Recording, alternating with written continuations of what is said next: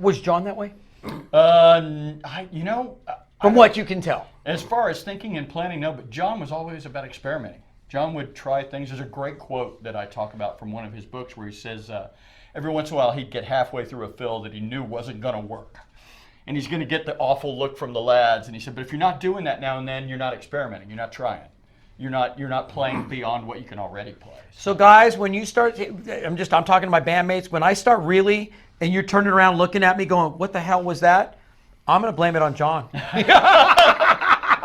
You're like, Rick, that's where we're going with it. It's John's fault. Yeah, it's John Bonham's fault, man. He told me to do it. Yeah.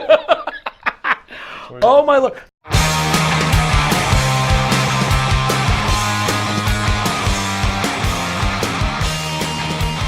Hello, Dallas Fort Worth. It's Rick with Constant Connection, sponsored by PMC Entertainment, and we are recording here at Platinum Music Complex. And we're recording on the Dallas side, not the North Richland Hills. But I will tell you, we do have some shows we're fixing to record out there, and they're doozies. But this week's guest, Terry! How are you, my friend? Good to be here. Thank you for coming in. Did you watch last week's show? I did. So you know what we're going to end up talking about. It's coming. Yeah, dude, sure. But I got to tell you, you're just like Chuck from Kill 'Em All. You guys are in every band. And like then some. Not every band, but yeah. Everybody thinks I'm in a bunch of bands. I'm like in 2. You guys are like 769 fans. But he's in Nacho. No, he's not Nachos Grande anymore. Now he's in Burrito Grande, which is a tribute to Nachos Grande. I love you, Chuck. I'm just picking because I care. So much trouble if I participate in this. You can participate. Because Chuck will call me after. I'll get a call from Chuck. Dude, what the hell?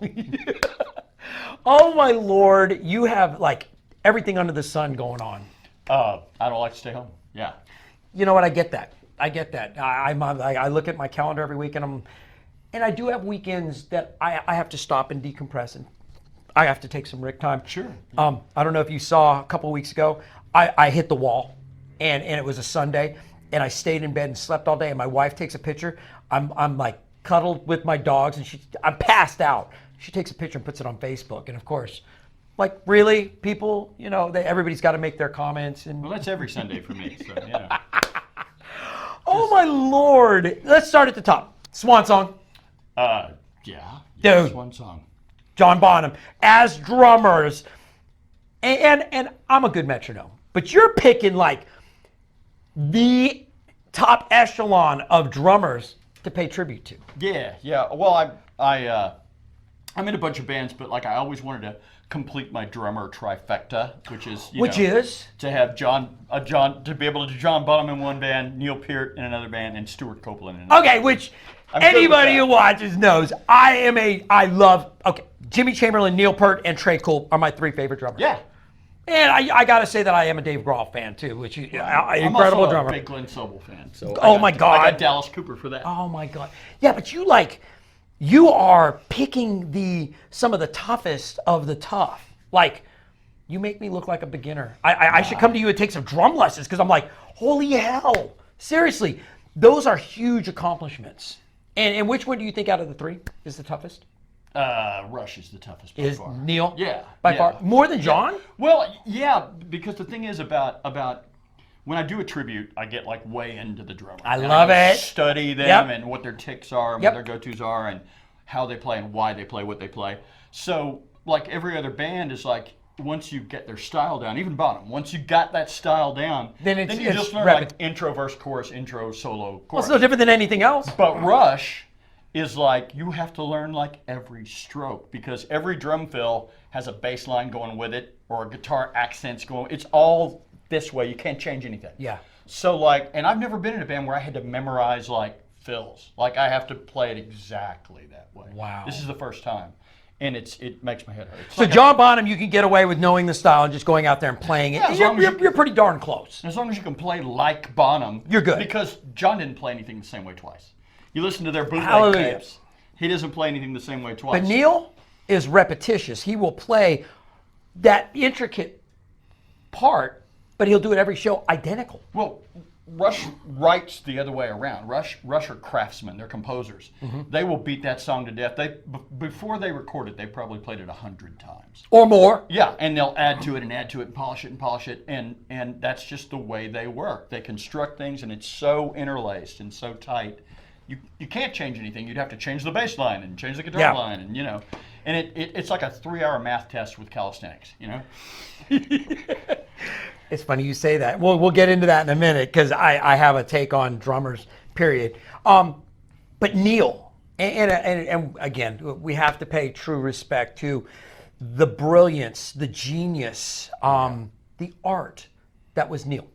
There's not a drummer alive that, again, you talk about like Ringo is so influential to so many drummers, but John Bonham, but Neil Peart as just, there's not a drummer alive who can't listen to that and go, oh my Lord. Yeah, he's one of the pillars of like rock and roll drumming, period.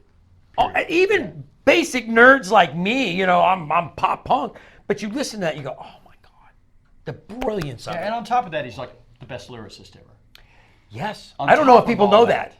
Like he is a composer. He writes. He's a great poet.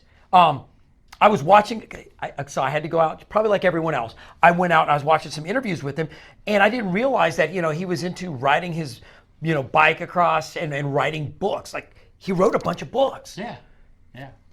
Had no clue. Oh, yeah, he's got he's got like 7 books about, and as far as riding bikes, the last, I think, 4 tours, he rode between every date that he could. Yes. Like everybody else is on the bus or on the plane. And he's pedaling. And if it can be ridden, he's riding. No, he's motorcycles. But he also took a bike for a while. He was on... Yeah, through Africa. Yes. I'm like, okay, you went through war-torn Africa on a bicycle. You're Neil Peart. No. In his mind, he's just like, I'm Neil. I'm just going to go ride. And he wrote about his adventures, which I think is so much more brilliant because we are in awe of him for what he does on stage and behind the kit, and he is in awe, or was in awe of life. Just the world. Yeah. I now, and again, I did not know that he had written books. I'm going to go out and get his books, and I'm going to start reading. Just I like to read, but I want to read some of his mind. I want to see. Have you read any of them? I've only done about 2 so far. Okay. Yeah, I'm working my way through. I'm put audiobooks on while I'm driving, so nice. I'm working my way through that stuff. Nice. So being that with his passing, it makes it, doing the tribute to Rush, that much more bittersweet. It does. It's weird. Rush is one of those bands that, like, you thought they'd be there forever. You just thought they'd be there forever. Yeah. I mean, all any of my Rush fan friends have talked about, or since I started this band, or surely that's not the last tour. They'll get together. They'll do a one-off. They'll do just a few small shows or something. You know what I mean? Yeah. Nobody was really willing to admit that they probably weren't going to play again, much less that one of them would die. Or, be gone. It's like, and he was young. Yeah, 67 years old. Young. It's not old. I'm not afraid to say it. I talk about it. I just turned 50 recently. Congratulations. Thank you. The fact that my wife hasn't killed me in my sleep because I'm a moron. I get it. I'm a very lucky guy. I'm living on borrowed time. But I'm going, okay, so he was only 17 years older than me. Yeah. And he was still rocking it. And again, a guy like me going, I still feel young. I act like I'm 12. I don't look it, but I act like I'm 12. And there's hope for a guy like me to continue to play at a aggressive level for another 10, 20 years or more. I'm hoping. Everything goes up. It's everybody says things about 40's the new, or 50's the new 40, or So let's I feel like I'm in my 20s. Let's hope we can do this for a long time. Except for the body hurts a little bit. But I mean, now, and I did not know that he was battling cancer. Nobody did. He's a really private person. I mean, like the meet and greets, and greets are always just Alex and Getty. He wouldn't do any of that. He's very private. So. And I get that. That there's certain parts of our life that are allowed to be mine. Right, because we're in the public eye. I'm in the public eye all the time, and there's a lot that I don't share. And then people come up to me all the time. They go, "Dude, it's like I know you. Thank you so much, guys." There is a big part of my life that is, again, very private. I do talk about my wife and son, but it is still mine. I only give out what I want to give out, and I admire him for really going, no, here's the line. Yeah. And that is tough because he was such an enormous, larger-than-life figure. Yeah, and you know, people shouldn't. He's talked about this. You've seen. There's a lot of interviews where he talks about it, and in books and articles that it's not about slighting the fans. Like, he's embarrassed by that. He's embarrassed by assumed familiarity. Like, I don't really know you, dude. I mean, like, I know you've listened to all my songs 1,000 times, but I don't really know you. We're not friends. So it was always embarrassed by that interaction. You know? And from his interviews, what I took away is almost. He understood what he did. It made sense to him, but you know, almost like the accolades that he got were like, guys, stop. You know what I mean? Like, not that he didn't deserve it. He knew he was a quality drummer, but he was doing it for him. Yeah. Not for everybody else. He wasn't doing it to have everybody go, oh, you know what I mean? Yeah, sure. Although Rush is a fairly competitive band about saying they're not. The way they write and what they write. They wanted to be good, and they were. Was a little bit OCD, maybe a little bit, a lot of perfectionist. Triple nerd helping. Yeah. Oh my Lord! But wasn't doing it because he wanted the praise, was doing it because in his mind there was a perfection level that he was trying to achieve. Yeah. And I wish I had more of that. Yeah. I'm more like the court jester who's like, dive in and pick up the pieces later. Well, that's your job with the band you're in, though. I mean, Yeah, yes and no, but that to my whole life, it's and I do have a real life outside of the music world, but I do dive into life and go, okay, let's experience this thing and let's figure it out. I'm not afraid to make mistakes or goof off, and be a dork, and I say it all the time. But I mean, he was, again, I admire his. I really did admire his. He was very humble. It wasn't about, and that's what I took away is, he was doing it for him, sort of. I have what I envision and I want to achieve it, and thank you. I'm glad you guys liked it. Doing the best, most precise job you can possibly do. Nice. Yeah. And so for you, do you feel like you had a better understanding than most? Well, you have to if you're going to study the music that much, and like I said, when I do a tribute, I don't just like listen to the music. I'll go read their interviews and books if they've written them, and learn where this person's coming from. Why do they play the way they play? What goes into the decisions that make you like this? Yep. And it's completely the opposite of like The Force, like playing Stuart Copeland. Stuart Copeland will intentionally vary things just because I want to do it the same way twice. Okay, so I could talk to you all night about Neil. But you said Stewart, and Stewart is one of my all-time, like, oh man, The Police. Part of why I got into music was watching Stuart Copeland play. He doesn't do it the same as Neil. No, it's very, and Stuart has interviews too where he'll talk about this. Everything's in the moment. Playing drums is in the moment. Don't think about it. Just do it. Just don't pre-think it. Don't get too far ahead. Just do whatever happens in the moment. Yes. He's very instant about playing drums. Was John that way? From what you can tell. As far as thinking and planning, no, but John was always about experimenting. John would try things. There's a great quote that I talk about from one of his books where he says, every once in a while he'd get halfway through a fill that he knew wasn't going to work. And he's going to get the awful look from the lads. And he said, but if you're not doing that now and then, you're not experimenting. You're not trying. You're not playing beyond what you can already play. So guys, when you start, I'm talking to my bandmates, when I start really, and you're turning around looking at me going, what the hell was that? I'm going to blame it on John. You're like, Rick, that's where we're going with it. It's John's fault. It's John Bonham's fault, man. He told me to do it. Yeah. Oh my Lord. How do you like being in the tribute scene? I do like it. I wish I was in more original bands, and more than that, I wish that the original stuff made any money. You know what I mean? I wish that I could do it. I wish that I could do it and do it as well as I do in the tribute scene. Yeah. And when I started out, I didn't need the money. I was working a really good agency job, and then the agency sort of downsized their whole experience. And I started doing a lot more tributes, and it's cool that we can do it and be successful at it. Yeah. I really wish that original music generated that kind of like local success. Do you want to know my take on it? Yeah. I've been an original. I started out as an original artist. I actually am about to dive back in. It keeps getting pushed back because of technical stuff. I'm going back up to Seattle to record with my original band. They're going to do one last album. I've actually thought about maybe doing some original stuff locally. Here's why. I don't think that if you can't get a crowd to come out to your original stuff, maybe you're not writing good material that's touching the audience. Does that make sense? Yeah. And not, I mean, you do have. I used to hear people when I was in the biz and we were like getting record deals. People go, "Oh, so you're a sellout." I don't see it as selling out. I see it is a business product. So you have two different kind of bands. You have bands that write great, artistically just awesome music, but it's never going to appeal to the masses. Then there's bands that write very catchy, very hook laden, commercially profitable stuff. So you kind of have to pick which realm do you want to be in. Well, I mean, you can fight your way through it. Rush is a good example. Like Rush. But boy, they had a fight. Took 35 years to generate that kind of audience. They had a fight. They did it the hard way, And they made it, but that's not going to happen to everybody. Yeah, well, nowadays, I don't know if it's going to happen to anybody. I don't know how you do it now. It is. I mean, look, let's go the other spectrum. How simple. Look at Nirvana. Yeah, sure. Those guys were like really just simple. Yeah. And it will happen again.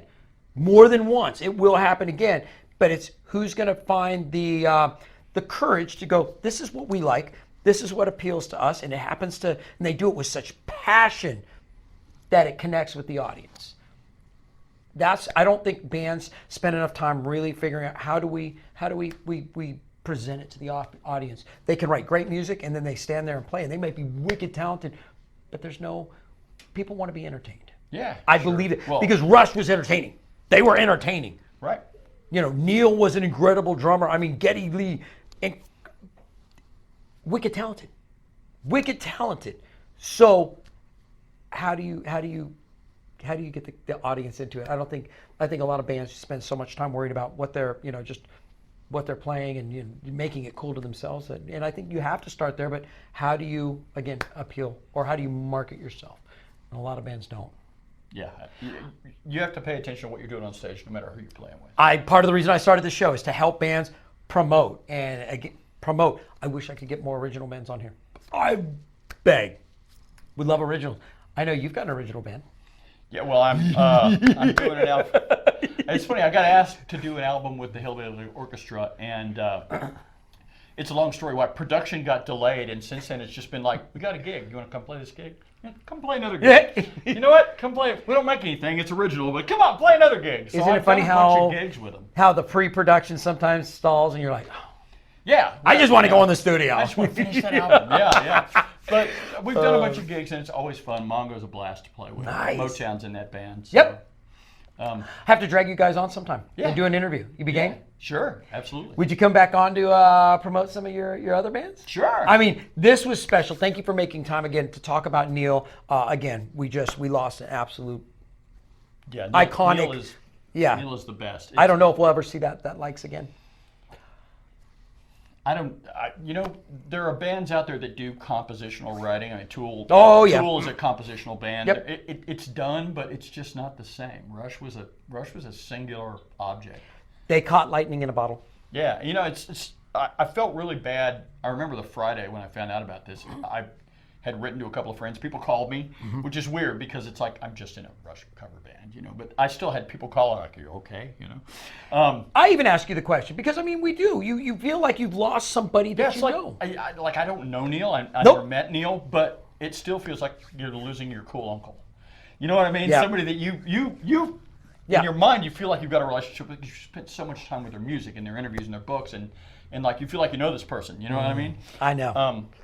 The first thing I saw that actually made me feel better was posted by the drummer in the other Rush band in Dallas. I wrote him after that. It's Earth has been around for 4 billion years. Just be thankful that you were alive at the same time as Rush. Bingo. And that's like, wow, that's the first thing. I think I even said that. Made me feel better. I think I even said that. I'm glad I was here, and could say I was here during that time. Yeah. Again, and there's a lot of artists I can say that about that. I'm glad I was alive and I got just to be around when rock and roll's around. Yeah. I mean, who knows with the younger generation? What's going to happen? What are you going to sample now? Oh, good Lord. Don't get me started. Terry, thank you so Thanks much. for having me, man. Will you come back? Oh, yeah, sure. Absolutely. Promise? Yeah. Okay, I'm going to bug you. will. I'll get you in. My word. Oh, my Lord. Thank you, Dallas-Fort Worth, for tuning in. Again, if y'all want to come on the show, ask me. Terry blew me up. He was like, dude, I want to come on. I'm like, and it happened to coincide. It was like perfect timing. If you want me to announce your shows, please send it to me. If I forget, remind me. I am ADD. I'm not offended. I got a million things going on. Go to my page, on Facebook, like it. Invite your friends to like it. Post up there. You can follow us on iHeart on Facebook, on Spotify, on Twitter, on Instagram, on YouTube, and we now have a Roku channel. And we are working on the, what do you call it, the urinal cakes. I believe that my face is going to be on a urinal cake soon. I talked to Duane. I actually talked to Duane about it. He's like, dude, I think I'm going to have to make urinal cakes now with your face on it. I'm like, mouth open or mouth closed? I mean, oh, my Lord. Stick around. We're going to do some Concert Connection.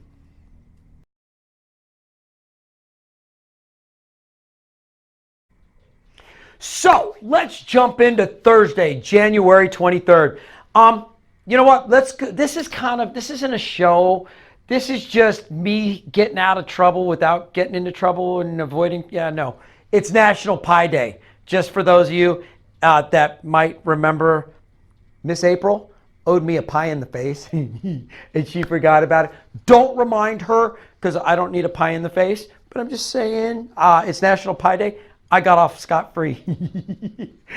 Or you could go out to T's Bar and Grill and you could catch Rock Band Karaoke, which is actually like their open mic.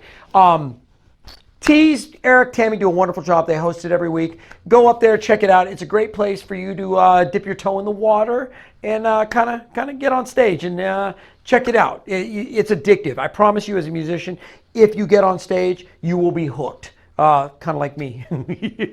Or you could go out to Fat Daddy's in Mansfield and you could catch Texas Flood. Phenomenal band. You guys hear me talk about them all the time. This is one, if you haven't seen them, go see them. If you have seen them, go out and rock out. They're going to be out there on Thursday. Or you could go over to the Bedford Ice House and catch Strangle Love. Now, those of you, and I got a couple messages, Strange Love, the Depeche Mode tribute was in town this past weekend. Strangle Love is a cover band. They will be rocking out all night. Go hang out with them at the Bedford Ice House. Or you could go to Will Hoyt's and you could catch my favorite, Three Drunk Monkeys. I haven't decided this week which drunk monkey I am, but I'm one of them. I promise you. I'm not in the band. I'm just an idiot. Three Drunk Monkeys will be doing an acoustic live show over at Will Hoyt's. Go check it out. Or you could go over to Tolbert's and catch The Force, which is a tribute to The Police. This is going to be a great show. Go check it out. As you guys know, my guest this week, Terry, was on. We talked about like 1,200 bands he was in.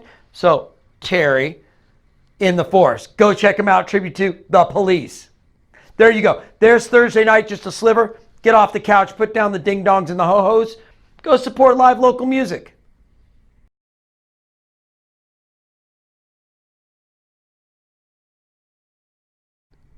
Or we've got Friday, January 24th. Let's go over to the Revel and catch Red Leather. You guys know I'm friends with Chaz, Burke, and the guys. Red Leather will be throwing down at the Revel. You guys know I just hung out with them New Year's Eve at House of Blues. They're going to be throwing down all night long. Go up there, catch it. Or you could go over to Lava Cantina. I was just at Lava Cantina this weekend. Not one person even thought it was funny when I said they should change their name to Volcano Land. I mean, I'm just saying. Lava Cantina, Rick's Volcano Land, Little Big Town, and Dunn and Brooks. Two great tributes, a little bit of country throwing down on a Friday night over at Lava Cantina. Or you can go over to the Glass Cactus and you can catch Infinite Journey. Now, I've been on a kind of a journey kick lately, and I don't mean like my life is a journey. I mean like I've been listening to Journey lately. Go check out Infinite Journey. I've been playing there a bunch. Rebel Yell, we've been over at Glass Cactus a whole bunch. Great venue. Go hang out. Glass Cactus, great place. It's over at the Gaylord. You can even get a hotel room if you're going to drink so you don't have to drive and hang out all night. Or, okay, this isn't really a show. This is more of a calling. It's National It's National Beer Can Appreciation Day. So I think that everybody should at least have one can of beer. I mean, I'm just saying, it can't hurt. Have a beer. You can go back to your vodka, your Crown, your Jack Daniels, your Jose Cuervo, but have at least one beer in a can. National Beer Can Appreciation Day, just saying. It's actually recognized. It's a great day. In 1935, I guess the first beer cans were sold in stores. I didn't actually know that. Somebody had to put it on the screen for me. So now I got to go back and check. And if you remember the old beer cans where and then you put the pop top in, and then people choked on it while they were drinking their beer. You don't have that problem. That's where pop tops, the new ones, came from. Anyhow, as we move on, you could go to the Barley House and catch Petty Theft. Now, you guys know this is a great Tom Petty tribute. If you are a Tom Petty fan, go check out Petty Theft. Barley House is like a frat party. You just don't have to pay for the college tuition. Or you could go over to Two Brothers and you could catch Big Daddy Band. Take your significant other, go dance, kind of. You can get out there. They're going to rock out all night. Big Daddy Band is greatness. Or you can go over to the Roanoke Chop Shop and you can catch Cover Girl, which is a tribute to the ladies of rock and pop. And I got to be honest with you, I thought of doing a tribute like this, except for all the guys have to wear drag, and I think these guys probably already do. So I guess maybe if I want to audition for them, I'll put my dress on and my wig and I'll go out and I don't want to hear it from you guys because I look sexy in drag. I'm just saying. Cover Girls, rocking the Roanoke Chop Shop. Or you can go to Hang Time, which is on my side of town, and you can hang out with Cherry Bomb. Hi, Miss Maddie. Sweetie, you got to come on. I know I just got to see you for your birthday, but you got to come on and hang out with me again soon. Cherry Bomb is going to be rocking Hang Time over in Rowlett. There you go. Friday night. You've got no excuses. There's got to be something on that list that you find enticing. Get your butt up. Go rock out.